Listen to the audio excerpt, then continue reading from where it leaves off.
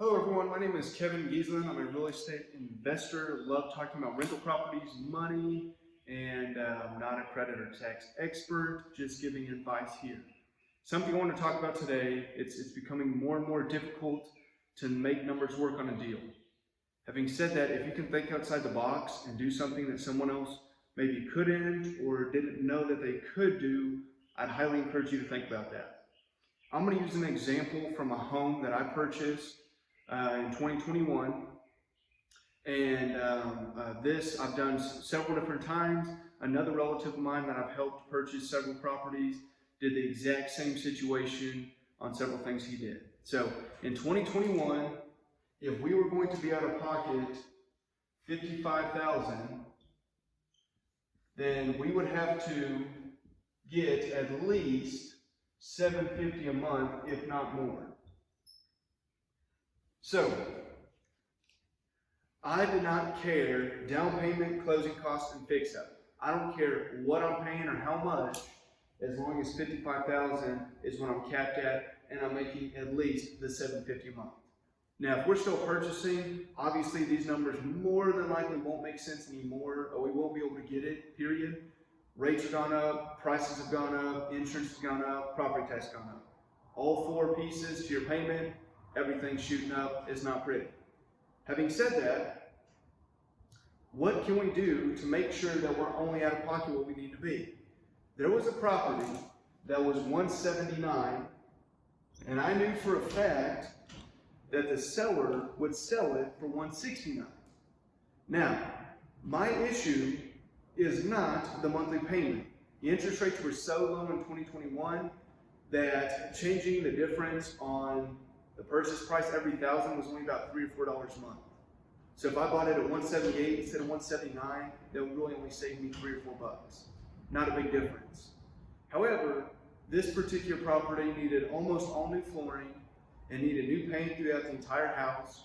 It had a really bad conversion that I need to turn back into a 2-car garage. And then there's a handful of other random stuff that was needed.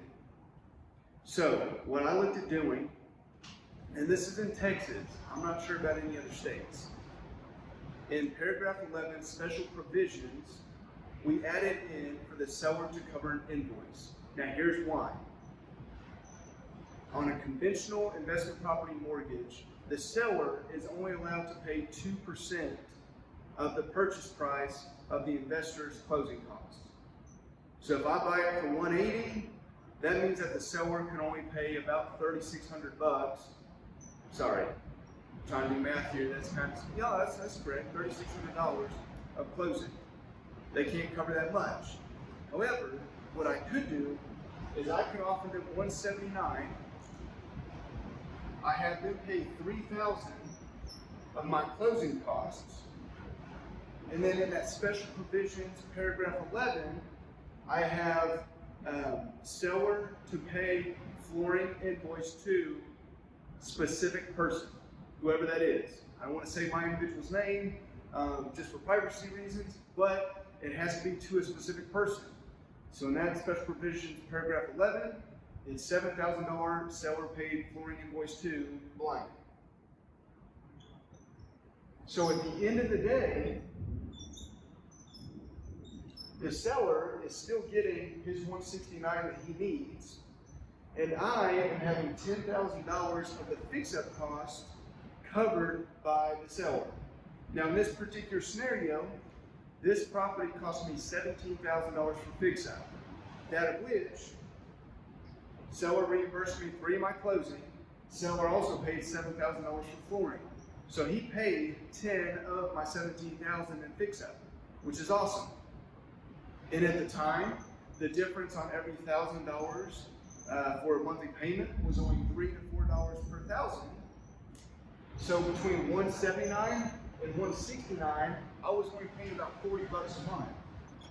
Here's my point. It fixed the seller's problem.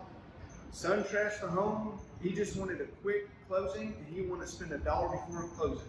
He wanted everything to come out of the proceeds. So I didn't ask him for any repairs. I didn't ask him for anything other than let's let the title company do what they do. All right? So it took care of his problem. He got to close in under 30 days. He didn't have to worry about fixing up anything. It solved my problem. I got to be $55,000 or less out of pocket because $10,000 of the fix-up was covered. And at the end of the day, that extra 10 in my pocket only cost me about $40 a month. So, I highly encourage you, if you're thinking about buying something, look at the bang for the buck. What's my down payment, plus closing costs, plus fix-up?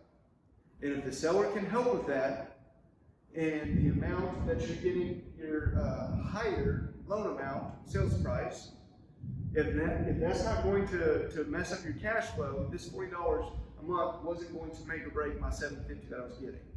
In fact, on this property, I think I was making about $900 a month. So even if it was a $100 difference, I still would have been fine.